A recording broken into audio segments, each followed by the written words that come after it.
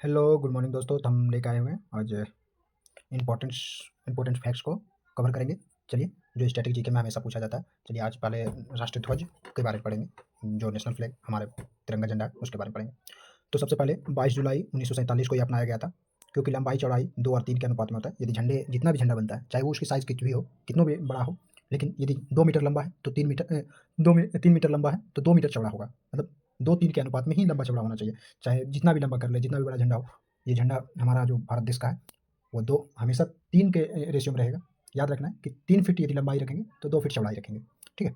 जिसे पिंगाली वेंकैया ने तैयार किया था। तो सबसे पहले क्वेश्चन आ जाता है कि हमारा झंडा को किसने तैयार किया? तो पिंगाली वेंकैया ने तैयार किया। और इसका निचला भाग हरा होता है। झंडा को आमतौर पर सभी जानते हैं कि झंडा का निचला भाग हरा होता है, लेकिन झंडा का निचला भाग किसका प्रतीक है? तो ये हरियाली का प्रतीक है। निचला भाग हरा होता है और झंडा का निचला भाग किसका प्रतीक है? तो हरियाली का प्रतीक है। उसके बाद नीचे से थोड़ा ऊपर, सबसे ऊपर चलेंगे। ऊपर केसरिया, ऊपर सबसे ऊपर क्या रहता है? केसरिया रहता है, जो बलिदान का प्रतीक है। और बीच में सफ़ेद पट्टी रहता है, जो शांति का प्रतीक है। बीच में 24 तीलियाँ होती हैं। ये हमारे फ्लैग में जो चक्र होता है, अशोक चक्र है, वो उसमें टोटल, चलिए, हमारे फ्लैग में टोटल जो है, एक अशोक चक्र में 24 तीली होती है। और जो प्रगति का प्रतीक है, मतलब याद रखना है, इसके लिए ट्रिक बता देते हैं। चक्र जो है, मतलब चक्का के जैसा, चक्का क्या करता है? गति करता है। तो गति हमेशा प्रगति का प्रतीक होगा। याद रखना, याद रखने का ट्रिक है। चक्का क्या करता है? गति करता है। गति करेगा तो प्रगति होगा। क्या होगा? प्रगति होगा। इसलिए याद रखना, 24 तीलियाँ किसका प्रतीक है? तो प्रगति का प्रतीक है। सर्वप्रथम भारत का झंडा भिकाजी काम द्वारा 1907 में जर्मनी के स्टुअर्ट में सबसे पहला भारत का झंडा कहाँ फहराया गया? तो जर्मनी के स्टुअर्ट समाजवाद के बैठक में हरा, लाल और केसरिया के रूप में तैयार किया गया। कहाँ लाल किया गया? तो जर्मनी में, भारत में नहीं, जर्मनी में के स्टुअर्ट के अंतर्राष्ट्रीय समाजवाद बैठक था, वहाँ 1907 में लाल और केसरिया और हरा के रूप में तैयार किया गया था। ध्वज का नियम के अनुसार ध्वज हमेशा, अब देखो ध्वज का बहुत सारा नियम है कि कैसे, कहाँ फहराना चाहिए, कैसे फहराना चाहिए। तो चलिए देखते हैं। ध्वज का नियम, राष्ट्रीय ध्वज दाहिनी तरफ होता है। राष्ट्रीय ध्वज क्या होता है? दाहिने तरफ होता है। कहीं भी यदि एक ही लाइन में झंडा रखा हुआ है, यदि भारत में फहरा रहा है, तो वो हमेशा राष्ट्रीय ध्वज कहाँ पर रहेगा? तो दाहिने तरफ होगा। और अन्य ध्वज से थोड़ा ऊपर होगा। क्या होगा? ऊपर होगा। जुलूस लेकर चलने वाला व्यक्ति राष्ट्र ध्वज लेकर चलेगा। जो भी जुलूस लेकर चल रहा है तो राष्ट्र ध्वज लेकर चलेगा, लेकिन दाहिने कंधे पर लेकर चलेगा। किस कंधे पे? तो बाएं पे नहीं, हमेशा दाहिने, राइट कंधे पे, ठीक है। चलिए, आप झंडा के बारे में तो हम लोग जान लिए।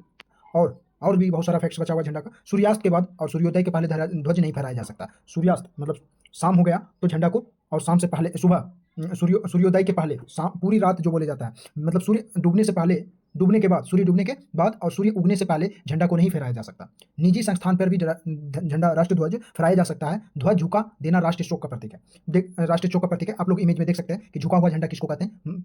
और ऐसा यदि है तो उसको राष्ट्रीय झुका हुआ झंडा माना जाता है, और वो शोक का प्रतीक है।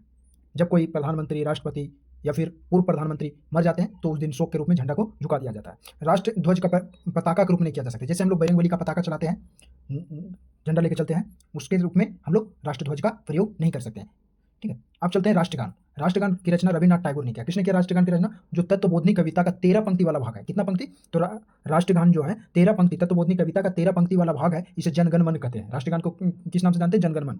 यह 52 सेकंड, हम यदि राष्ट्रगान गाएंगे इसका 52 सेकंड लगेगा, किंतु विशेष परिस्थिति में ये 20 सेकंड में भी गाया जाता है, ठीक है। इसे पहली बार 1911 में कलकत्ता अधिवेशन में गाया गया था रविन्द्रनाथ टैगोर ने।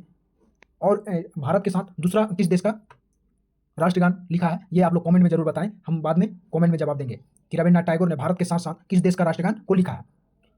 चलिए, तो इसे सबसे पहले कब गाया गया है? तो कलकत्ता अधिवेशन 1911 में गाया गया था। 1921 में रविन्द्रनाथ टैगोर ने इसे अंग्रेजी में अनुवाद किया, जिसे the morning song of India के नाम से जाना जाता है। जनगण मन को अंग्रेजी अनुवाद किस नाम से जाना जाता है? तो the morning song of India. 24 जनवरी 1950 ईस्वी में इसे अपनाया गया। 24 जनवरी को याद रखना है, राष्ट्रगान, राष्ट्रगीत दोनों 24 जनवरी 1950 ईस्वी को अपनाया गया। कब? तो 24 जनवरी 1950 ईस्वी को। चलिए, राष्ट्रगीत के बारे में भी जान लेते हैं, जब राष्ट्रगीत आ ही गया है तो। इसकी रचना बंकिम चंद्र चटर्जी ने किया। राष्ट्रगीत की रचना किसने किया? बंकिम चंद्र चटर्जी। इसे आनंद मठ के पुस्तक से लिया गया। अब ये किस पुस्तक में है? आनंद मठ में। किसमें है? राष्ट्रगीत आनंद मठ में, जिसे वंदे मातरम कहते हैं। इसे पहली बार 1886 ईस्वी, यानी जनगण मन, कलकत्ता अधिवेशन दोनों गाया गया, लेकिन ये 1896 मतलब जनगण गाने से पहले राष्ट्रगीत की रचना हो गया था। और ये 65 सेकंड का गाना है। ये कितने सेकंड का? 65 सेकंड का, जो 24 जनवरी 1950 को अपनाया गया। राष्ट्रगान और राष्ट्रगीत दोनों एक ही दिन 24 जनवरी 1950 को अपनाया गया। राष्ट्रगीत को 5 पंक्ति में केवल 2 पंक्ति ही राष्ट्रगीत के रूप में। राष्ट्रगीत में 5 पंक्ति है, वंदे मातरम में। राष्ट्रगीत कौन सा है? तो वंदे मातरम। अब वंदे मातरम 5 पंक्ति का है, जिसमें 2 ही पंक्ति को राष्ट्रगीत के रूप में अपनाया गया है। चलिए, अब नेक्स्ट देखते हैं राष्ट्रीय चिन्ह। राष्ट्रीय चिन्ह क्या है? तो हमारा राष्ट्रीय चिन्ह है अशोक स्तंभ। अशोक स्तंभ तो भारत का राष्ट्रीय चिन्ह सारनाथ का अशोक स्तंभ है, जिसमें 4 गो शेर है, किंतु दिखाई 3 ही देता है। चलिए हम अशोक स्तंभ की ओर ले जाते हैं, जिसमें 4 गो शेर है, लेकिन दिखाई कितना देता है? 3 ही शेर दिखाई दे रहा है। एक लेफ्ट में, एक राइट में, एक आगे, और पीछे जो है वो दिखाई नहीं दे रहा है। तो लेकिन टोटल कितना शेर है? 4 शेर है, ठीक है। और इसके नीचे एक चक्र है। तो चलिए, इस 4 शेर है जिसमें दिखाई 3 देता है, इसके नीचे चक्र है, और एक ओर सांड है तो दूसरी ओर घोड़ा है। देखो, ये जो हो गया अशोक चक्र है, और एक देखिए ये शेर है ऊपर में, और एक ओर सांड, मतलब दाहिने ओर सांड है और बाएं ओर घोड़ा है, और बीच में अशोक चक्र है, और नीचे देवनागरी लिपि में, ये इतना छोटा है कि इसमें दिख नहीं रहा है, इसके नीचे लिखे हुआ है देवनागरी लिपि में सत्यमेव जयते, नीचे लिखा हुआ है सत्यमेव जयते लिखा हुआ है, ठीक है।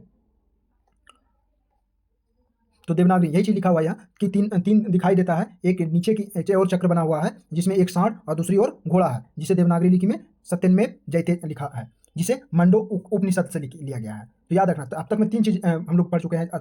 एक राष्ट्रगीत, राष्ट्रगान कहाँ से लिया गया है? तो आप लोग कमेंट में जरूर बताएं, राष्ट्रगान कहाँ से लिया गया है? राष्ट्रगीत आनंद मठ से लिया गया है, और अशोक चक्र सारनाथ के अशोक स्तंभ से, अशोक चिन्ह अशोक स्तंभ है, और अशोक चक्र मंडूको उपनिषद से लिया गया है।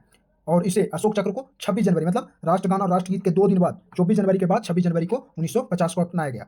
राष्ट्रीय पंचांग कैलेंडर, भारत का राष्ट्रीय पंचांग कैलेंडर विक्रम संवत था। राष्ट्रीय पंचांग कैलेंडर क्या था? तो विक्रम संवत था, परंतु 22 मार्च 1957 को शक संवत ने अपना लिया, शक संवत को अपना लिया, और यह चंद्रमा पर आधारित। शक संवत किस पर आधारित है? तो चंद्रमा पर आधारित है।